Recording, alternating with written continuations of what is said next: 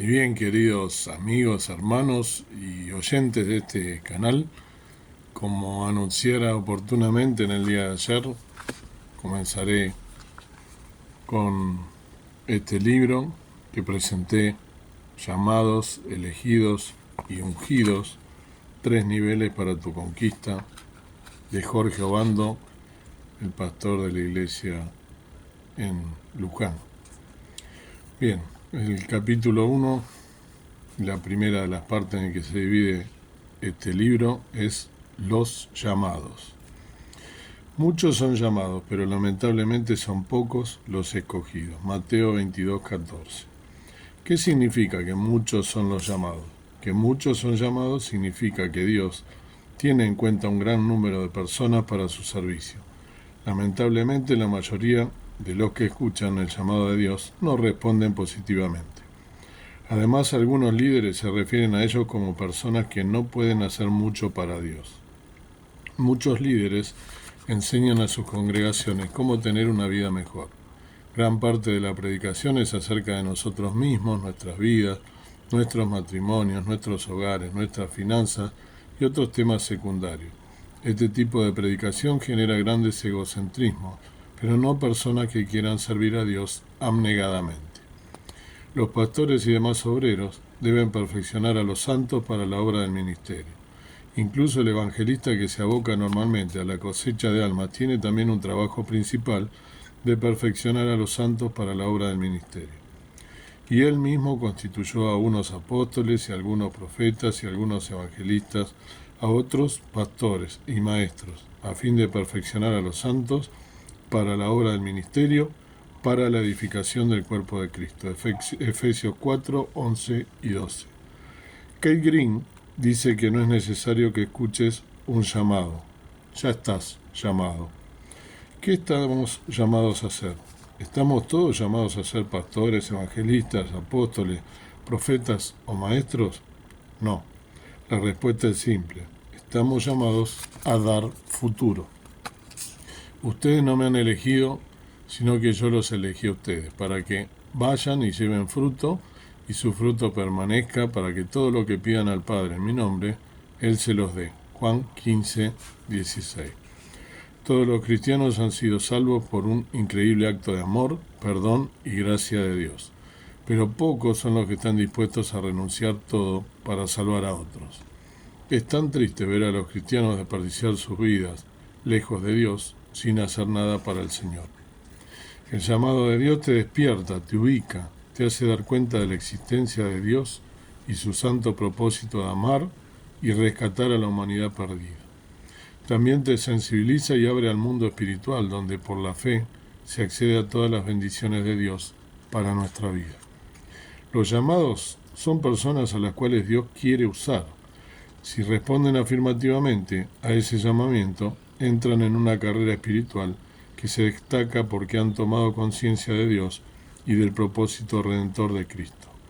Si no obedecen el llamado, serán de los tantos que no son elegidos para un servicio activo y distinguido en el plan de Dios. El llamamiento a una nueva vida. Hay quienes dicen que todavía no han sentido el llamamiento de Dios y hoy no se congregan, ni ven la asistencia a una iglesia como una posibilidad cercana. Por el contrario, deambulan perdidos y se alejan cada vez más de Dios.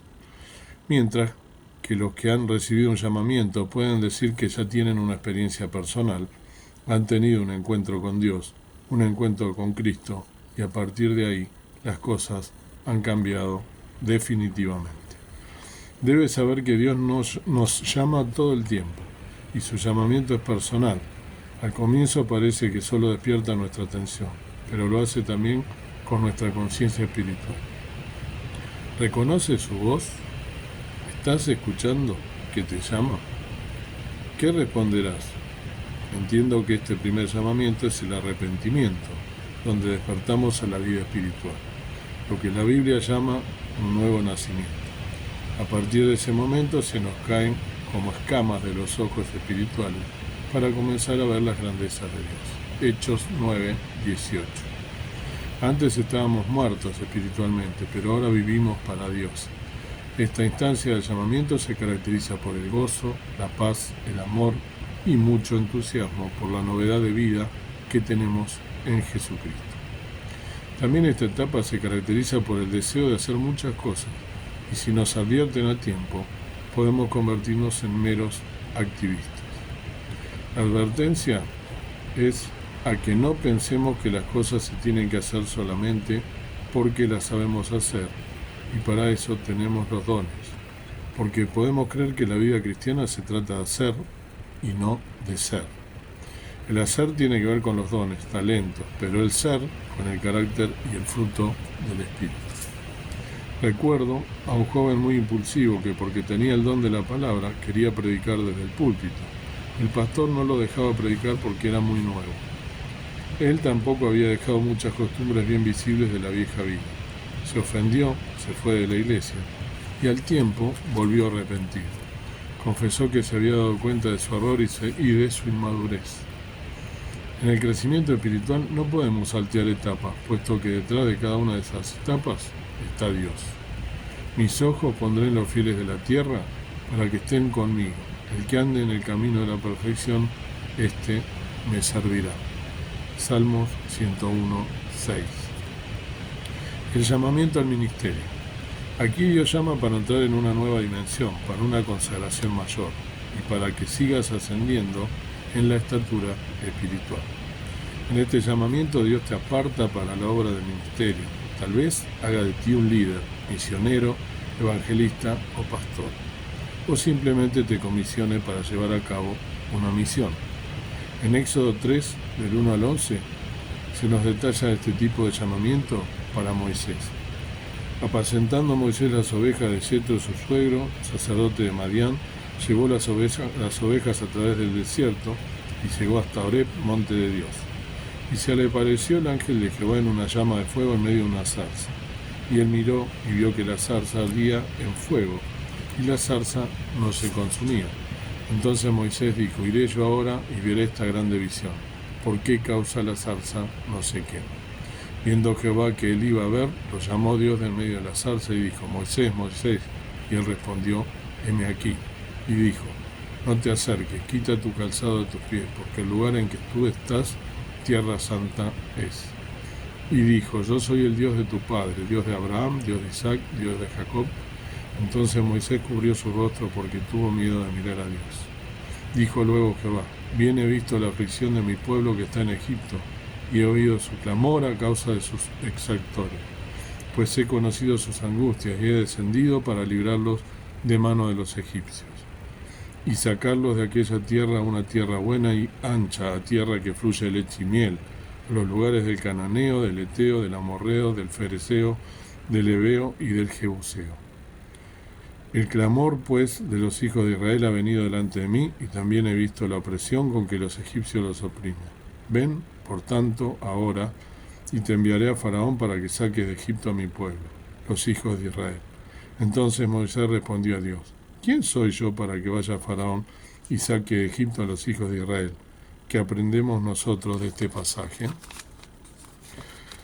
¿Qué aprendemos nosotros de este pasaje? Dios llama a personas que están en actividad. Moisés apacentaba ovejas, lo cual es una figura espiritual de la principal función del obrero de Cristo: cuidar el rebaño del Señor. En otras palabras, los llamados de Dios son personas que se brindan al servicio del prójimo. Son personas que quieren ayudar a otros. Son personas que están saliendo de su egocentrismo para mirar al prójimo y su necesidad.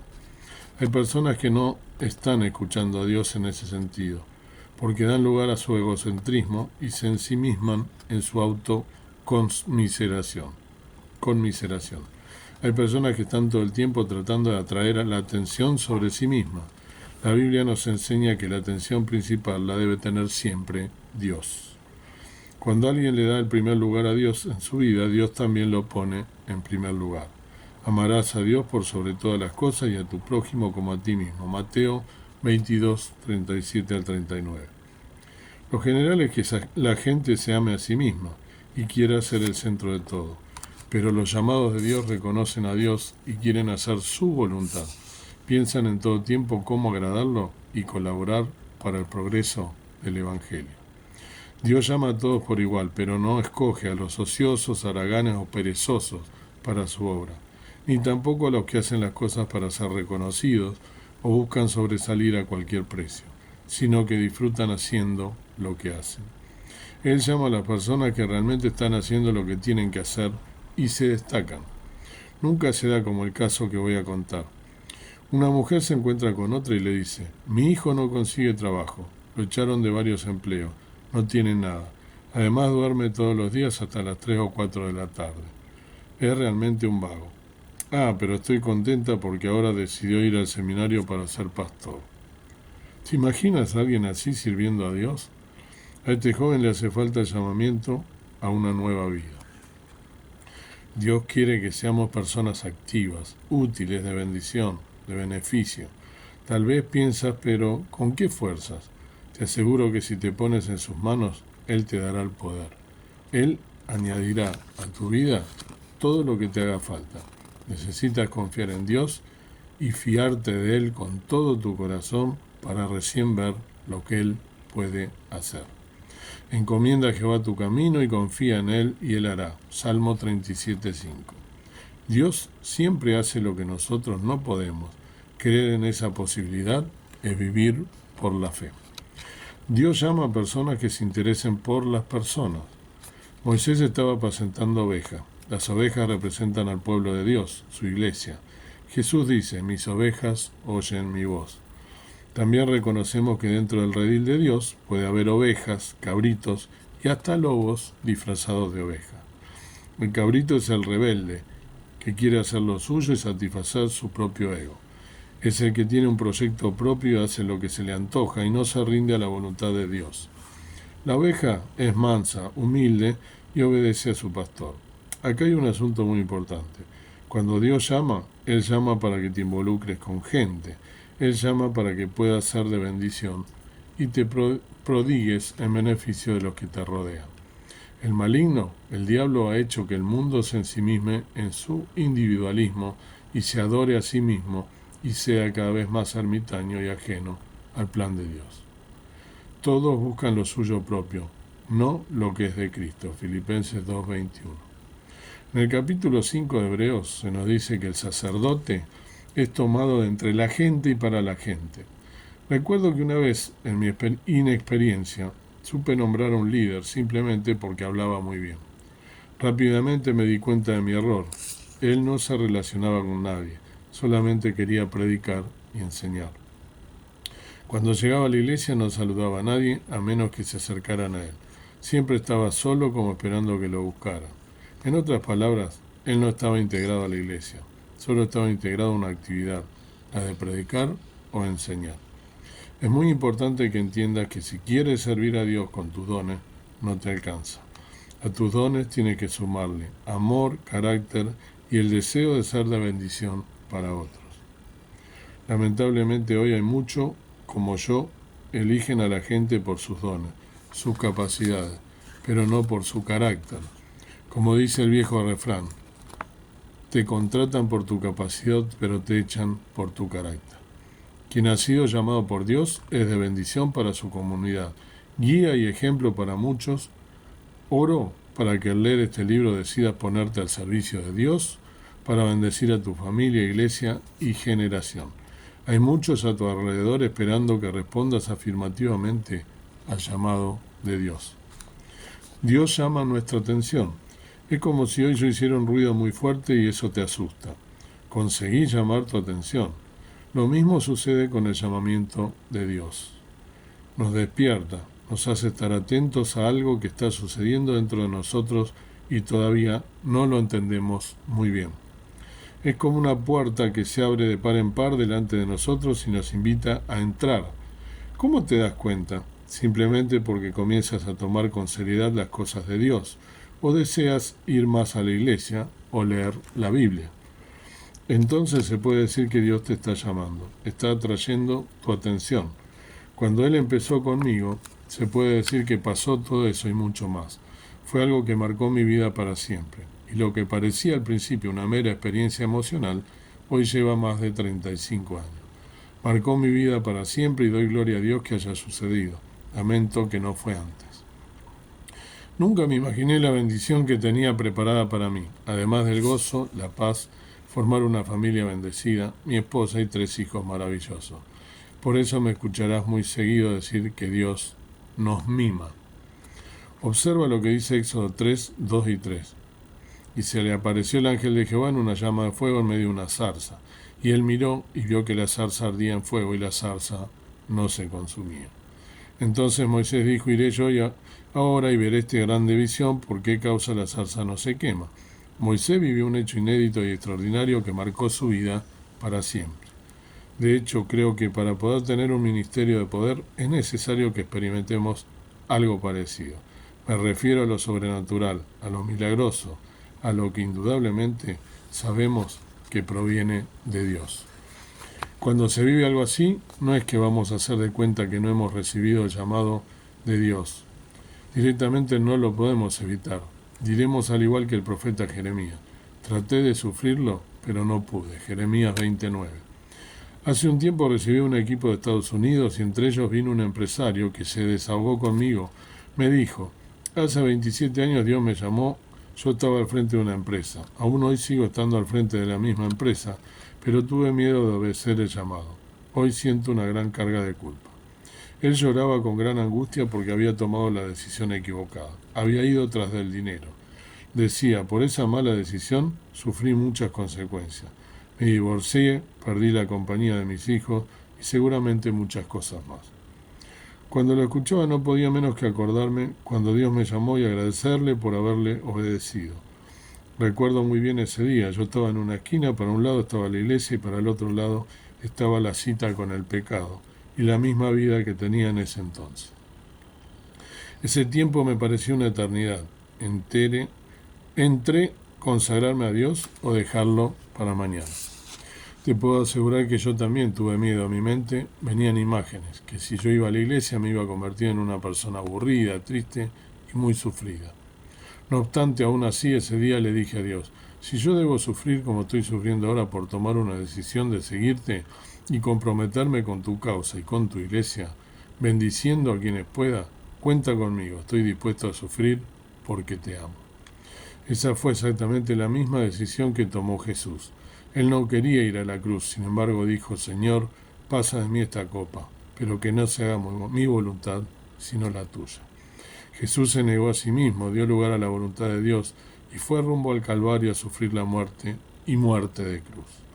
A través de su muerte y gloriosa resurrección trajo la bendición a toda la humanidad, remedió para siempre el problema del pecado y abrió la puerta al cielo, y con su sangre derramada en la cruz pagó el pasaporte para ir al cielo para todos los que crean. Esto es lo que tienes que creer, pero ¿acaso no es que nosotros somos un pueblo conformado y consolado aunque suframos? No, esa es una mentira del maligno. Aquí también podemos disfrutar la vida. A eso se refiere que Cristo da vida eterna y abundante. La persona sufre cuando toma las decisiones equivocadas. Pero si Dios te llamó, es para que vivas una vida nueva, extremadamente muy diferente a la anterior. Dios te llama por nombre, así fue con Moisés, y él respondió, heme aquí. En otras palabras, fue como si le dijera a Dios, acepto el llamado, cuenta conmigo. La decisión de Moisés fue definitiva, no hubo vuelta atrás. Sin embargo, hay personas que toman decisiones emocionales, lloran inclusive, pero después se olvidan del compromiso asumido. Recuerdo cuando tomé mi decisión, nunca me hubiese imaginado que terminaría siendo pastor. O sea, tú sabes dónde comienza tu llamado, pero no puedes saber dónde termina.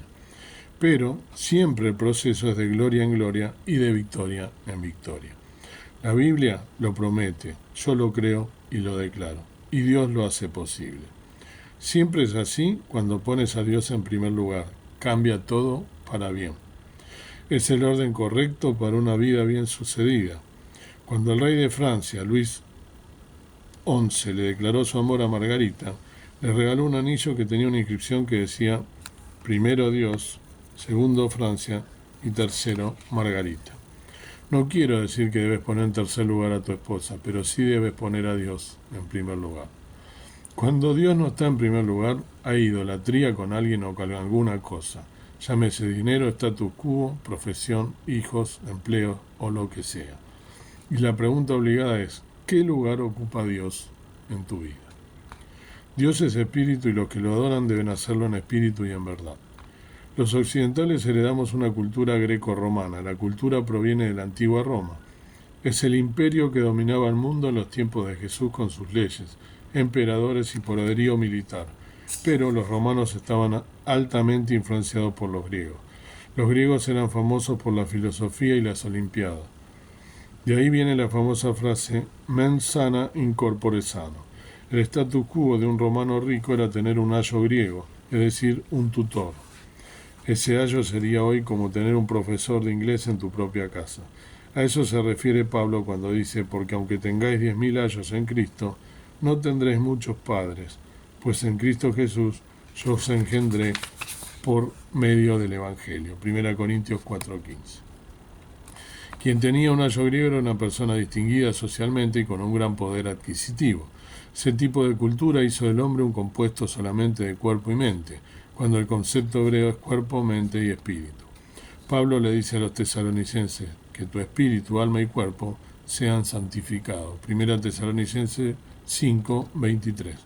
Cuando alguien no considera el espíritu y solo considera su mente y su cuerpo, sufre de un gran desequilibrio. Pero cuando considera también al espíritu, le da lugar a Dios. Jesús dijo, no solo de pan vivirá el hombre, sino de toda palabra que procede de la boca de Dios. Mateo 4:4.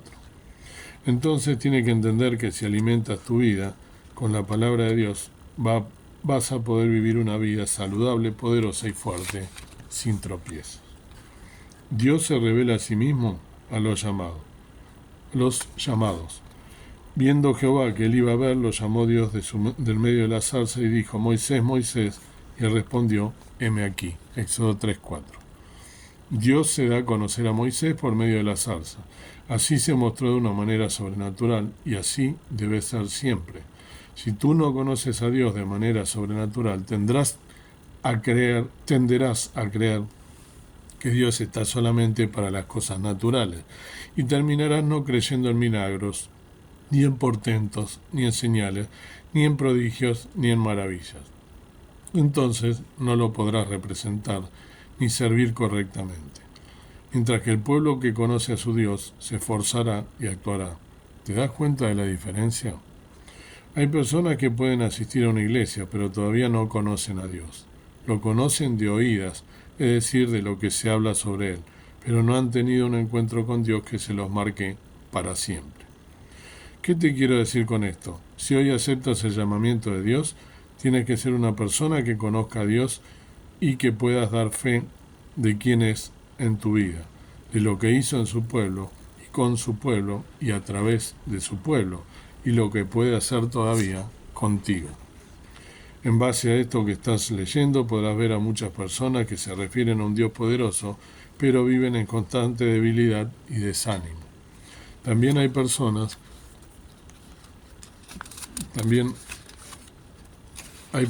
que se han convencido de conocer a Dios, pero quienes lo conocen son convertidos. Esto es cierto, vivirás de acuerdo al concepto que tienes de Dios.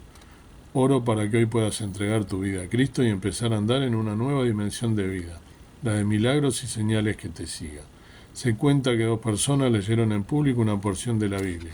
El auditorio, al escuchar a uno, simplemente asintió con la cabeza, pero cuando escuchó al otro lloró. ¿En qué radicó la diferencia? En que el primero tenía referencia de quién era el autor de la Biblia, pero el segundo conocía personalmente al autor de la Biblia. Hasta aquí la lectura de este capítulo llamados. Que Dios te bendiga y que puedas realmente tomar conciencia de lo que este hermano nos está a través de este capítulo, de este libro, proponiendo. Recibir, así como lo hizo Moisés con la zarza, el llamado de Dios, a servirlo. Pero para eso tenemos que conocerlo, tenemos que vivir una vida en comunión con Él, como dice el hermano, poniendo a Dios en primer lugar por sobre todas las cosas, dejando nuestros egos, nuestros formalismos, nuestra religiosidad y poniéndolos a los pies de Cristo, a los pies de la cruz. Amado Padre Celestial, gracias por este día, gracias por este hermano, por este libro, por este llamado de Dios que nos hace siempre. Ayúdanos a escuchar tu voz, a servirte con alegría y a ponerte en primer lugar en nuestra vida, y a hacer tu voluntad y a decididamente hacer lo que tú quieres que nosotros hagamos, dejando nuestros egos y poniéndonos al servicio tuyo y escuchando tu voz por sobre todas las cosas para hacerte útiles hasta el día de tu venida. En el nombre precioso de Jesús, agradecemos esta lectura, este hermano, esta profunda meditación y rogamos que tú actúes en mi vida y en cada una de las personas que han escuchado en esta mañana este capítulo tan precioso del llamamiento de Dios a cada uno de nosotros. En el nombre de Jesús te lo pedimos y rogamos. Amén. Que tengas un día de victoria en victoria, como dijo nuestro hermano, y que el Señor Jesús te ayude a meditar sobre estas cosas tan, pero tan profundas.